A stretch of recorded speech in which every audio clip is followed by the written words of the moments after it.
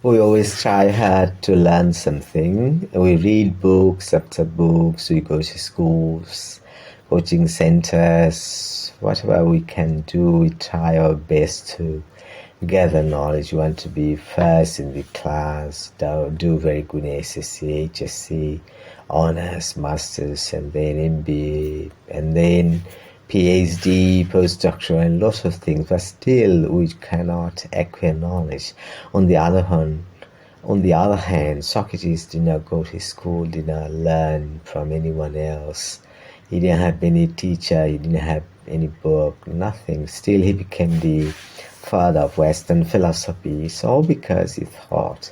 He observed things minutely, thought in a way they helped him a lot to grow the knowledge of Socrates. So philosophy is the only knowledge that it can help you. The Holy Quran was written philosophically. Allah is the biggest, largest, the almightiest philosopher. So if you try to understand the Holy Quran, you must know philosophy.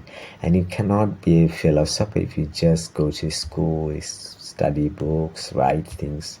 All it matters is how much you think. When you read a book, you think. When you write, you think. That's fine. And as we think and write, we don't like to write.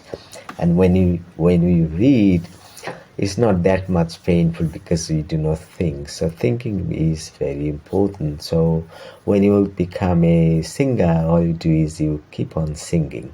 You have to love singing. So the same way, if you want to acquire knowledge, if you are in love with knowledge, then you can easily be knowledgeable. And when you have the insight, something invisible you can see, something unseen can be seen by you, that's your philosophical knowledge. And when you are a philosopher, you can get any answer that you want, any question asked to you, you can easily get answer. So these are some great scholars I want to show. Just have a look at Socrates. He was born 2494 years ago. It's something like he was born 2500 years ago, and he became the father of Western philosophy. And then Hippocrates was born here. You see, he was born kind of 90 years later. Hippocrates, he found medical science. That is, he was the father of old medicine, and I tell that he was the father of lifestyle. He told, you are what you eat, food is thy medicine. So how could he become the father of old medicine? It's all because he was thinking, he acquired philosophy, and when he has found things, and in modern age, modern people, modern doctors, they are in favor of lifestyle, right?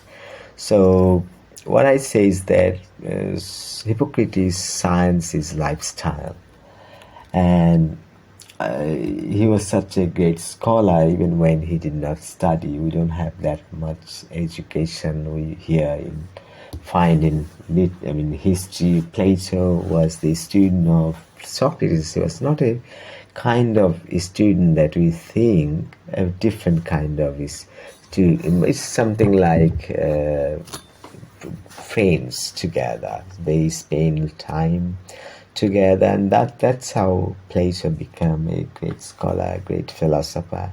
And his student was Aristotle, and Aristotle wrote for more than 400 books.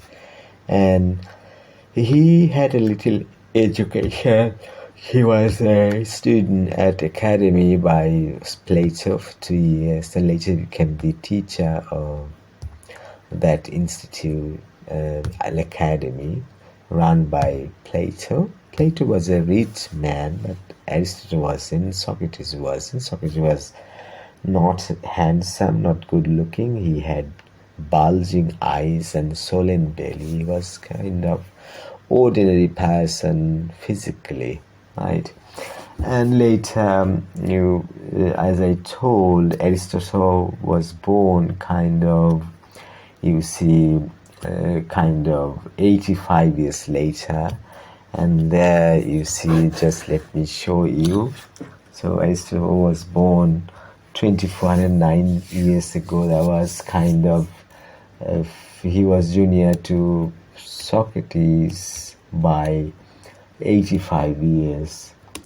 And Newton is not that much, he was not that many years ago born. He was born 382 years ago and he died at the age of 82. Shakespeare was born 451 years ago and he died at the age of 52. Samuel Hahnemann was born not that many years ago compared to Socrates. It was just 270 years ago and he died at the age of 88. So he died at the age of 80, and Hippocrates died at the age of 85. And you see Plato died at the age of 81. Socrates died at the age of 71, but he could have lived for many more years. We do not know, because he was convicted, guilt. He was convicted as treacherous. He was subversive. He did things subversive to the state. He did not believe in God as the people did, the way the people did. So he was convicted, and there was an election, and he was defeated. And then at the age of 71, he was killed. He was sentenced to death, and it was executed at the age of 71. And as he was not that much long alive. He had been the teacher of King Philip II, Macedonian king, King Philip II. He appointed Aristotle as the student of his son Alexander. Later he became Alexander the Great. So all these people, so much full of knowledge, still you can say they did not study.